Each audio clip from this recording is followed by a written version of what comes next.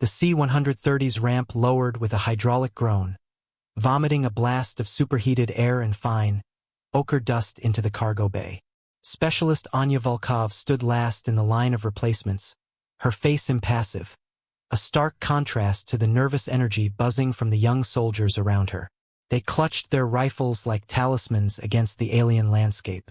Anya held her duffel bag with a loose grip, her posture relaxed but rooted. The wind whipped at her graying ponytail, but she didn't flinch. Before her, forward operating base Kestrel shimmered in the heat. A miserable collection of sand-colored tents and HESCO barriers dropped into a vast, unforgiving mountain range. It was a place where careers went to die. For Anya, it was just the next square on the board. Her transfer orders were thin, a single sheet of paper that said more in its omissions than in its text. Administrative reassignment. Logistics specialist. The two phrases were a military euphemism for being put out to pasture. She was 48 years old, a woman in a young man's world, with a service record so heavily redacted it was mostly black ink. The base's receiving sergeant, a fleshy man whose uniform was already dark with sweat, barely glanced at her. He scanned the manifest, his finger stopping at her name. Volkov. Logistics. Report to the supply depot. Tent 4-inch, he pointed a thumb vaguely toward the center of the sprawling camp and moved on to the next fresh face. He didn't see the way her eyes scanned the perimeter, noting the poor fields of fire from Tower 3, or the way the wind, gusting unpredictably through the high mountain saddles, would make any long-range engagement a nightmare. He just saw a middle-aged woman assigned to count blankets and boots. She saw a puzzle box of tactical vulnerabilities waiting for a key. As she walked toward the supply depot, the dismissal was palpable. It came from the sideways glances of young Marines, their faces a mixture of pity and curiosity. It came from the NCOs who walked past without a word of greeting, their minds already categorizing her as someone else's problem. She was furniture, a body to fill a slot. The dust crunched under her boots, a sound that was already becoming part of her new reality. In the supply tent, a corporal named Evans, barely out of his teens, showed her the ropes. He spoke slowly, as if to a child, explaining the digital inventory system. Anya listened patiently, her gaze occasionally drifting to the armory section of the depot. She could smell the familiar, comforting scent of CLP, cleaner, lubricant, and preservative. Smelled like home. Evans saw her looking. "Don't worry about that stuff, ma'am," he said, using the honorific with a touch of condescension. "We've got armorers for that. Your station is over here." MREs and uniforms. Anya gave a slight, almost imperceptible nod. "Understood, Corporal." Her voice was low and steady, a stone settling at the bottom of a deep well. She picked up a scanner and began her work, each movement economical and precise. While she scanned barcodes on boxes of cold-weather gear, her mind was miles away, tracing the contours of the ridgelines that encircled them like teeth. Colonel Madsen's office was an oasis of order in the chaotic dust bowl of FOB Kestrel. The air was cool, filtered. His desk was a slab of dark, polished wood, an absurdity shipped halfway across the world. On it, his medals were displayed in a neat glass case. Madsen himself was a man carved from the same rigid material as his desk. He held Anya's file in his hand, though he barely looked at it. He was looking at her, his eyes cold and analytical. "Specialist Volkov," he began, his voice flat. "Your file is sparse." He tossed it onto the desk. It landed with a soft thud. "Administrative transfer from high command. No unit history to speak of for the last decade. Just a logistics designation." He leaned back in his chair, steepling his fingers. The gesture was meant to be intimidating, a display of absolute authority. "I run a forward combat base, specialist. Every person here has a purpose directly related to the fight. We don't have room for administrative baggage." The dismissal was as clean and sharp as a bayonet thrust. He wasn't just questioning her presence. He was negating it. Anya stood at ease, her hands clasped loosely behind her back. She met his gaze without aggression, without deference.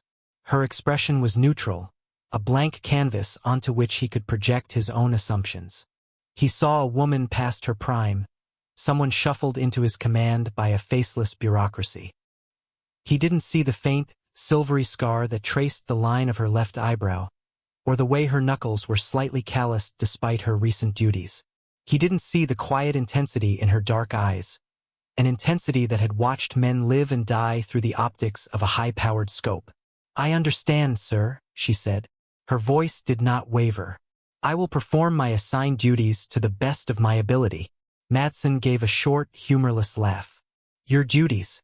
"Yes. Counting socks and sorting ration packs. I'm sure you'll be a great asset." The sarcasm was thick enough to taste. "Let me be clear, Volkov. This is an active theater. We have a real enemy outside these walls. The men and women on that perimeter are the reason I can sit behind this desk. I expect you to support them, stay out of their way, and keep your head down. Is that understood?" The implication was clear. She was not one of them. She was a civilian in a uniform, a burden to be tolerated. "Yes, sir," Anya replied, her tone unchanged. The man was a wall. You don't argue with a wall. You find a way around it or wait for it to crumble. She had learned long ago that the loudest voices in the room were often the most fragile. Madsen's authority was built on rank and regulation, a rigid exoskeleton. Her own was internal, forged in silence and honed by experience he couldn't possibly comprehend. He saw her silence as acquiescence, as weakness. It was her shield and her greatest strength. He waved a hand, a gesture of finality. "That will be all." Dismissed, Anya executed a crisp about-face and walked out of the air-conditioned office, back into the searing heat and the swirling dust. The brief exchange had changed nothing and everything. The lines had been drawn. She was an outsider officially and unequivocally. But as the heavy door closed behind her, a flicker of something cold and determined ignited within her. He had underestimated her. They all had. It was a mistake people only made once. Days bled into a monotonous routine. Anya rose before dawn, her internal clock still set to a different, more demanding rhythm. While the base slept, she would make her way to the western perimeter, a thermos of black coffee in hand. From there, she had a clear view of the sprawling valley and the jagged peaks beyond. This was her classroom. She didn't just look at the mountains. She studied them. She learned their language. She watched how the morning sun created long, deceptive shadows that could hide an entire squad. She observed the flight patterns of the kestrels that gave the base its name, noting how they rode the thermal updrafts, the same invisible currents that would send a bullet spiraling off course. She memorized the landscape, not as a picture, but as a three-dimensional battle space. She identified natural funnels, potential ambush sites, and the hidden, covered approaches an enemy would use. Her mind, a finely tuned instrument of tactical analysis, was constantly working, charting, and calculating. During her official work hours, she brought that same meticulous focus to the supply depot. She reorganized the entire inventory system, not just for efficiency, but for tactical readiness. She placed medical supplies in clearly marked, easily accessible containers for quick deployment. She arranged ammunition by caliber and lot number, ensuring the oldest stock was used first. Corporal Evans watched her, his initial condescension slowly melting into a grudging curiosity. He saw how she handled the weapons when she inventoried the armory. She didn't just count them. She would pick up a rifle, her hands moving with an unconscious, fluid grace. She'd check the action, test the trigger pull, feel its balance. It was the way a master violinist might handle a Stradivarius.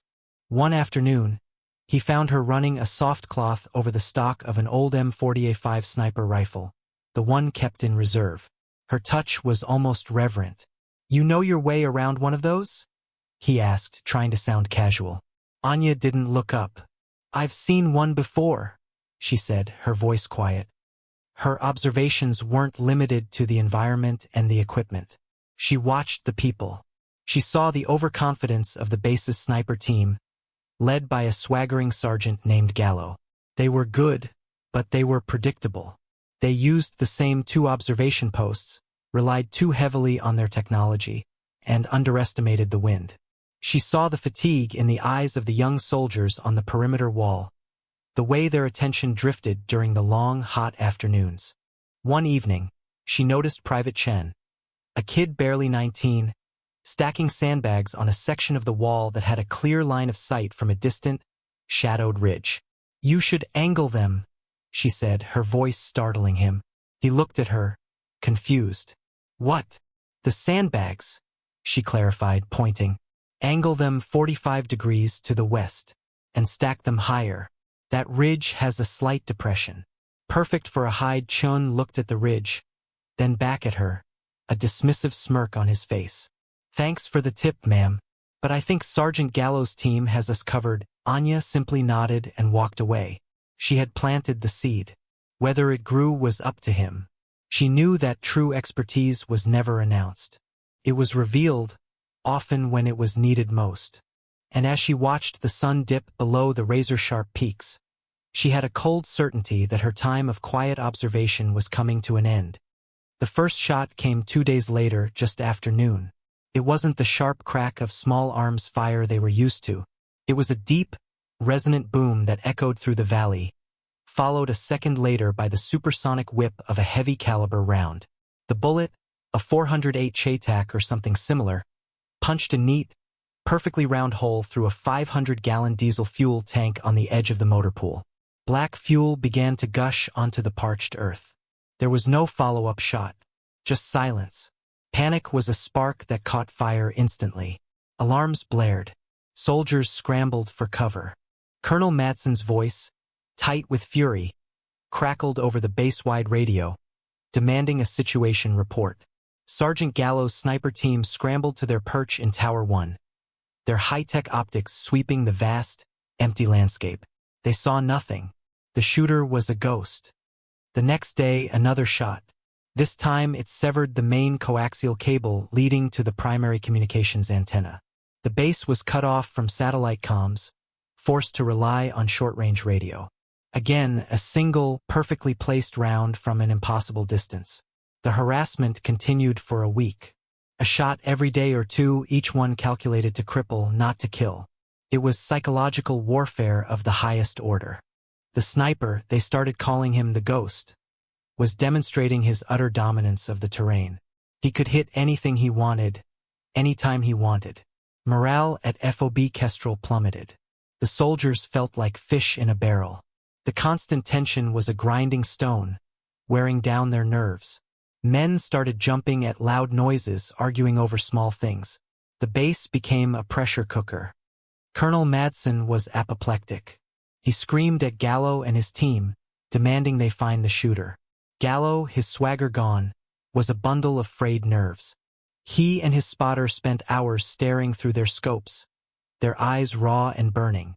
They fired at shadows, at heat shimmers, at anything that looked out of place. They wasted hundreds of rounds of expensive match-grade ammunition, their bullets snatched and thrown aside by the treacherous mountain winds. The Ghost never fired back. He was too disciplined. He would take his single, surgical shot and then vanish, melting back into the rocks. Anya watched it all unfold from her position in the supply depot. She listened to the frantic radio chatter. She saw the fear and frustration on the faces of the soldiers who came to draw supplies. She remained calm, an island of stillness in a sea of rising panic. She continued her work, her movements deliberate and unhurried. But her mind was racing, connecting the pieces. The time of day of each shot, the angle of attack, the sound the bullet made as it passed overhead. She knew the wind in this valley now. She knew the shadows. And in her mind, a map was forming, the red X marking the spot growing clearer with each passing day. The pressure was building, and Anya knew that soon, the container would break. The breaking point arrived on the 8th day. The Ghost changed his tactics. The shot came in the late afternoon, when the sun was low, casting long shadows and making visibility a nightmare. This time, the target was the base's main water purification tank. The heavy round tore through the thin aluminum wall with a sickening metallic shriek. Thousands of gallons of precious, life-sustaining water began to pour into the dust. This was no longer harassment. This was a threat to the base's survival. In the command post, the atmosphere was toxic. Madsen was pacing like a caged tiger, his face purple with rage. "Find him!" he roared into his radio handset. "I want that son of a bitch found and eliminated now." Sergeant Gallo's voice crackled back, strained and defensive. "Sir, we can't get a fix. The wind is gusting over 30 knots up here. The mirage is impossible. We don't know where he is." At that moment, the door to the command post opened. Anya Volkov stepped inside. She had a rolled-up topographical map in her hand. The sudden silence was deafening. Every officer in the tent turned to stare at her. She was out of place, a logistics specialist in the nerve center of the base during a crisis. Madsen's eyes narrowed into slits. "What do you want, specialist? Are we out of toilet paper?" The men around him snickered nervously.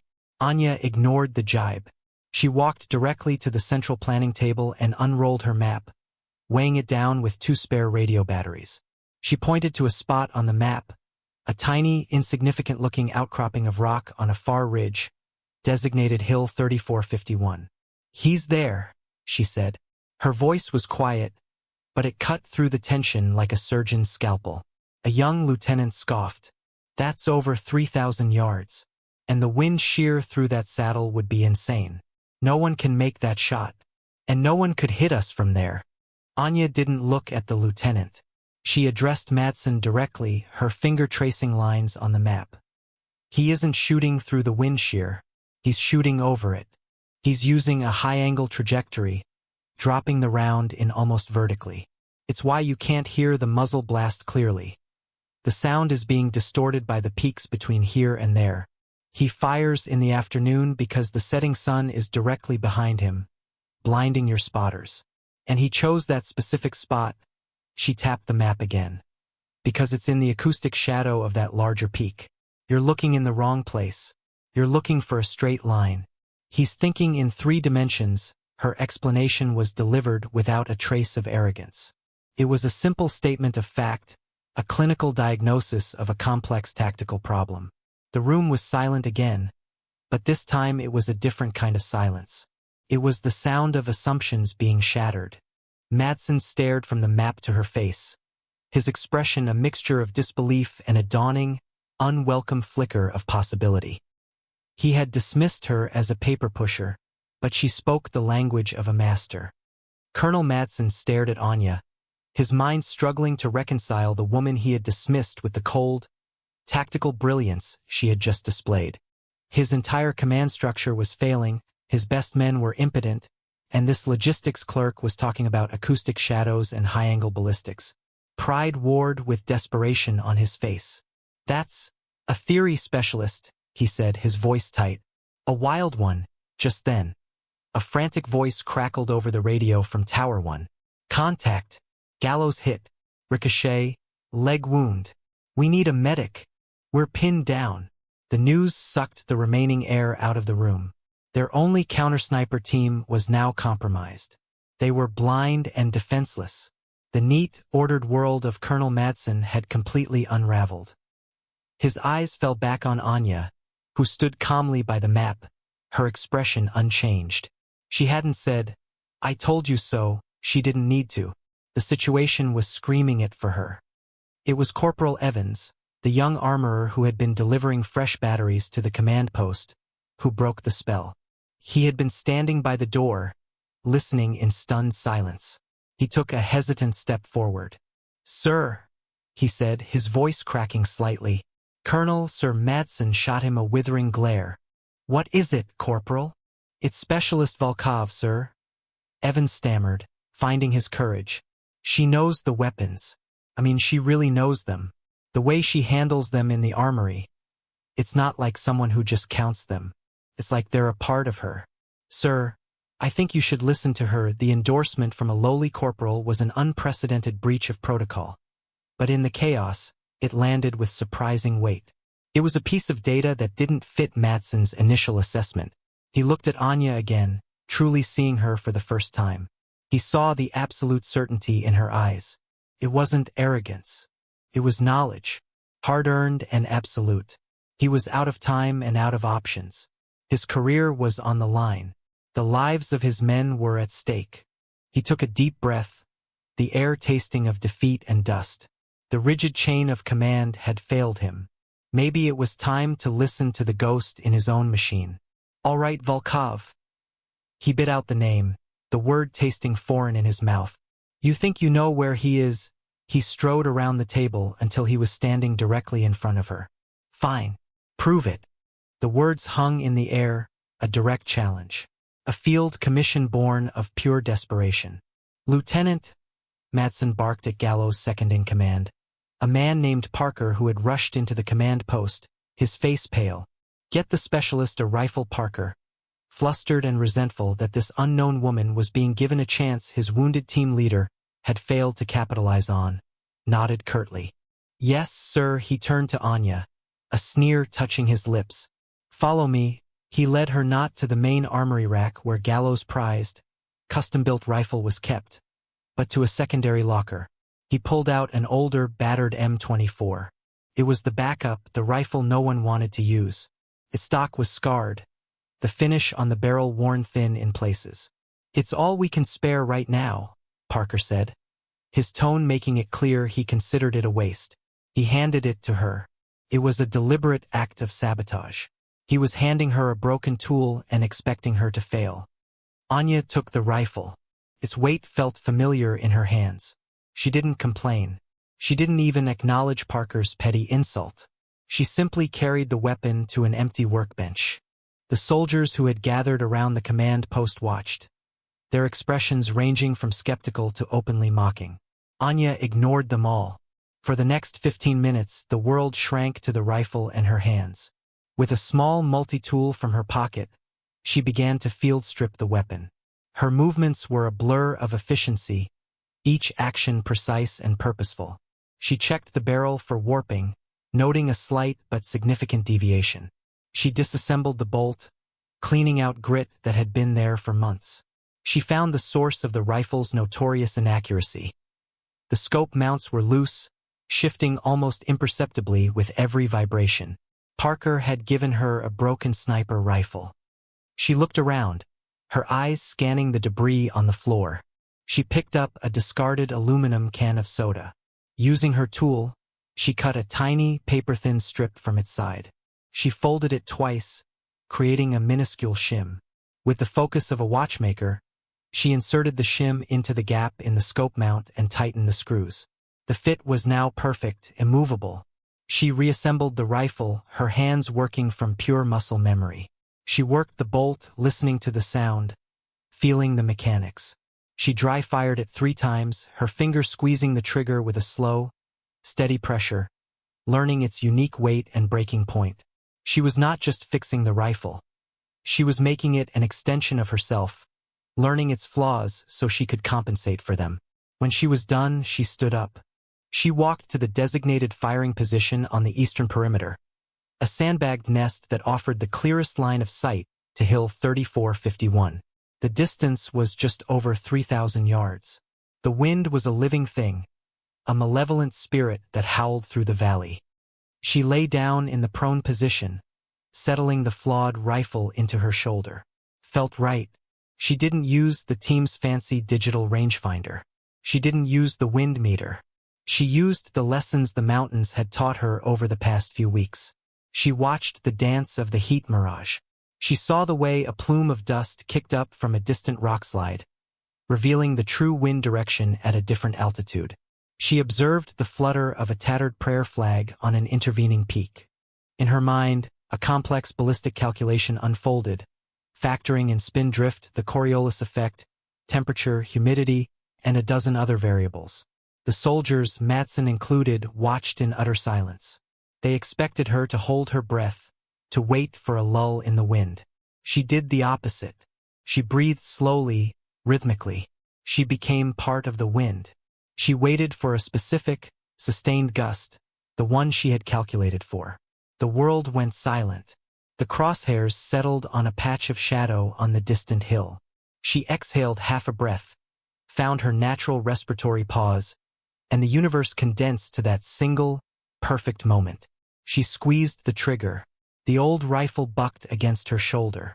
The crack of the shot was instantly snatched away by the wind. An agonizingly long 5 seconds passed. Then, on the screen of the spotter scope focused on Hill 3451, a small, violent puff of pink mist and rock dust erupted from the exact spot she had aimed. A moment later, the enemy fire stopped.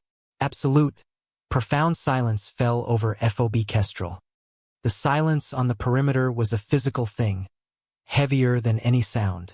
Every soldier, from Colonel Madsen down to the newest private, stared toward the distant hill, then back at the woman lying perfectly still behind the old rifle. She hadn't moved. She was already working the bolt, ejecting the spent casing, her movements economical, preparing for a follow-up shot that everyone knew would not be necessary. The spell was broken by Madsen grabbing a radio handset. His voice was hoarse. "Spotter. Confirm." The reply was shaky, filled with awe. "Target neutralized. I have visual confirmation. Target is down." Madsen lowered the radio, his hand trembling slightly. He looked at Anya not as a subordinate, but as a phenomenon, a force of nature he had almost fatally misjudged. He turned on his heel and stormed back toward the command post, shouting into the radio for a secure line to Bagram. He wasn't asking anymore. He was demanding. "Get me General McCreary's office. Now, I want to know who the hell I have at my base. Read me back service number 7493812VOLKOV inch." An hour later, as a medevac chopper was lifting off with the wounded Sergeant Gallo, a heavy-set, grim-faced Sergeant Major stepped off a supply helicopter that had just landed. Sergeant Major Cole was a living legend in the special operations community, a man who had forgotten more about combat than most soldiers would ever learn. He was only on the FOB for a routine inspection, a twist of fate. As he walked toward the command post, his eyes scanned the base, and he saw the crowd of soldiers still gathered near the eastern perimeter. In the center of them, quietly cleaning the M24 rifle, was Anya. Cole stopped dead in his tracks. His face, a mask of hardened leather, went pale. The officers escorting him followed his gaze, confused. "Sergeant Major?" one asked. Cole ignored him. He changed direction, walking straight toward Anya. The soldiers saw him coming and instinctively parted, creating a wide path. They knew who he was. Anya looked up from her work as his shadow fell over her. She saw his face, and a flicker of recognition, the first real emotion she had shown all week, crossed her features. "Cole," she said, her voice a low murmur. "It's been a long time." The Sergeant Major didn't smile. He looked at the battered rifle she was cleaning, then back at her face. He shook his head slowly in disbelief. "My God," he whispered, his voice thick with a history no one else there could understand. "Spectre, they really did it. They buried you out here." The name fell into the quiet air like a grenade. Spectre. It was a call sign whispered in hushed, reverent tones in the barracks of the most elite units. A ghost story. The leader of a mythical black ops team known as Wraith, a unit so secret that its existence was officially denied. They were the scalpel the military used when a hammer wouldn't do. And Spectre was the tip of that scalpel, the most lethal long-range marksman the program had ever produced. They said she could make shots that defied the laws of physics. Now, the myth was standing in front of them, cleaning a broken rifle. Inside the command post, Colonel Madsen was on the secure phone, listening, his face growing paler with every word from the general's aide on the other end. The heavily redacted file had been opened for his eyes only. Specialist Anya Volkov, former commander of Special Operations Detachment Omega. Call sign Spectre. The file listed a dozen confirmed kills at ranges exceeding 2,500 yards. It mentioned a hostage rescue in the Hindu Kush, where she had made a single shot through a moving vehicle's window during a sandstorm. The reason for her administrative transfer. Detachment Omega had been disbanded after a mission went politically sideways. To avoid a diplomatic incident and protect their most valuable asset, they had scrubbed her records, given her a new, boring OS, and buried her in the quietest sector they could find, waiting for the heat to die down. Madsen hung up the phone. He felt a cold dread wash over him. He hadn't just underestimated a soldier. He had insulted a legend. Sergeant Major Cole stood before Anya, the weight of their shared past hanging between them. The crowd of soldiers watched, silent and uncomprehending, knowing only that they were witnessing something significant. Cole slowly raised his hand to his brow, not in a casual salute, but in the formal, rigid gesture of ultimate respect. It was a salute from one warrior to another, transcending rank and circumstance. It acknowledged not the specialist insignia on her collar, but the legend she embodied. "It's an honor, ma'am," he said, his voice quiet but firm. Anya finished wiping down the rifle's bolt, slid it back into the receiver with a practiced, metallic click, and looked up at him. She gave a single, slow nod of acknowledgement. It was all that was needed between them. The silent gesture spoke volumes, a conversation of shared hardship and mutual respect that no one else could ever join. Just then, Colonel Madsen emerged from the command post. He walked with a stiff, deliberate gait, his face a mask of controlled humility. He stopped a few feet from Anya, his eyes avoiding Cole's pointed stare. He cleared his throat. The entire base, it seemed, was holding its breath. "Specialist Volkov," he began, his voice formal, stripped of all its earlier condescension. He didn't offer an apology. His pride wouldn't allow it, and he knew a woman like her wouldn't want it. Words were cheap. Action was the only currency that mattered. "Your performance today was exemplary," he paused, choosing his next words carefully. "Effective immediately, your assignment to the logistics depot is terminated. You are hereby appointed Chief of Overwatch Security for this entire area of operations. You will have tactical command of all perimeter defenses and counter-sniper teams. Your sole objective is to own these mountains. You will report directly to me. Briefing at 0800 tomorrow." It was more than a new job. It was a surrender. It was a public and unequivocal admission of his error and a full acknowledgement of her supreme competence. The soldiers standing nearby exchanged looks of astonishment. The woman they had dismissed as a paper pusher was now, effectively, the tactical guardian of the entire base. Anya looked at Madsen, her expression unreadable. "Yes, sir," she said. The same two words she had used when he had dismissed her. But this time they held a completely different weight. They were not words of submission, but of acceptance. The order of things had been restored. That evening, the wind died down, leaving a sky of impossible clarity. The stars emerged not one by one, but as if a black veil had been torn away, revealing a glittering diamond field. Anya Volkov stood in Tower 3, the very one she had identified as a tactical vulnerability upon her arrival. It was her tower now. In her hands, she held not the broken M24, but her own rifle. It had been flown in on Madsen's orders, delivered by a tight-lipped special operations quartermaster an hour ago. It was a thing of lethal beauty, a custom-built machine of carbon fiber and precisely milled steel, its optics capable of seeing a man's face from 2 miles away.